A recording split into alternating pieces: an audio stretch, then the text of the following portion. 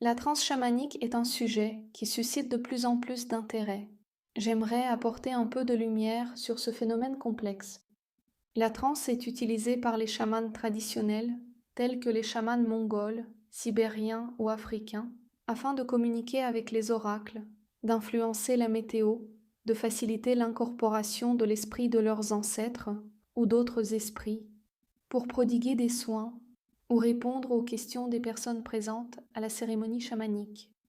La transe débute par une intention de voyage ou d'invocation des esprits, accompagnée de battements de tambour rythmés et de mouvements rapides du corps. La transe est pratiquée par des chamans préparés et bien protégés, car cette pratique peut potentiellement être dangereuse.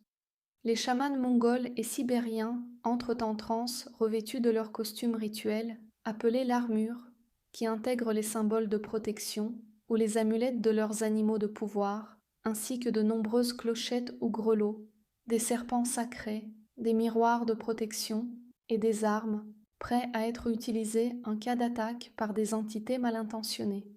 Les chamans contrôlent l'entrée et la sortie de la transe, leurs actions et les éventuels voyages de leur conscience vers d'autres mondes.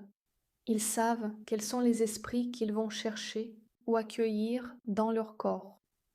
J'ai parfois observé une sorte de corde attachée au dos de jeunes chamans, par laquelle ils peuvent être retenus pendant la transe au cas où ils vivraient une expérience difficile ou auraient du mal à contrôler l'interaction avec les esprits.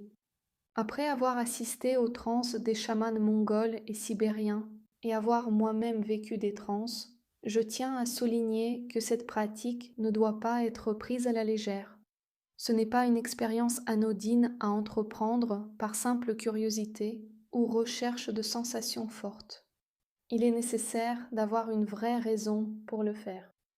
Une personne ne bénéficiant pas de la protection solide de ses esprits, sans amulette de protection et sans être supervisée, ne devrait pas partir en transe. Pour illustrer les risques associés à la transe chamanique, je voudrais partager l'histoire d'un jeune homme français qui a vécu une expérience de transe très dangereuse, et ce même s'il avait suivi une formation auprès d'un autre chaman au préalable et établi des liens avec ses esprits alliés. Lors de son stage de transe, le jeune homme n'a reçu aucune explication sur les techniques de contrôle, ni sur les mesures de sécurité, et a été plongé brusquement dans un état de transe.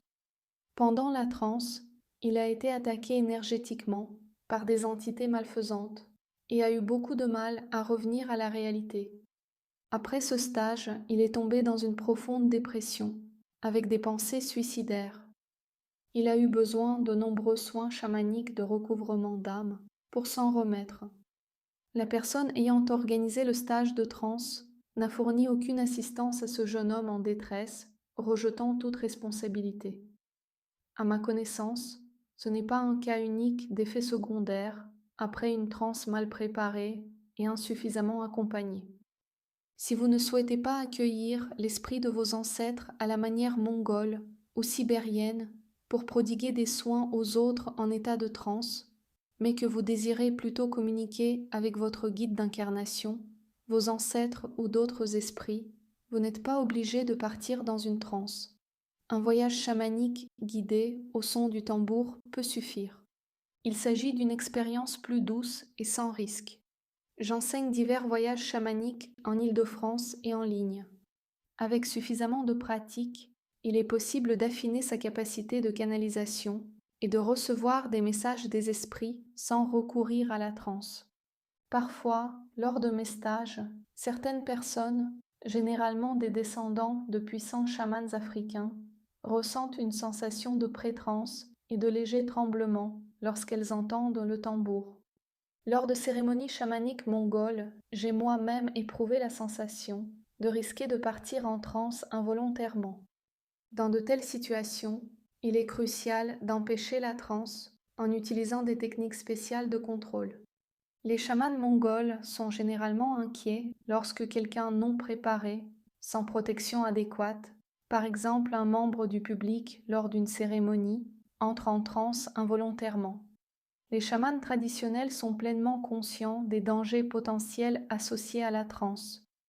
En résumé, il est important d'entrer en transe pour une raison légitime, avec des protections adéquates, et surtout lorsque c'est une décision consciente, plutôt qu'une perte de contrôle à cause du son du tambour. Dans le cas contraire, il est essentiel d'apprendre à la contrôler ou à éviter cette expérience. J'espère que ces informations vous seront utiles et vous aideront à éviter des expériences dangereuses. Merci de votre attention.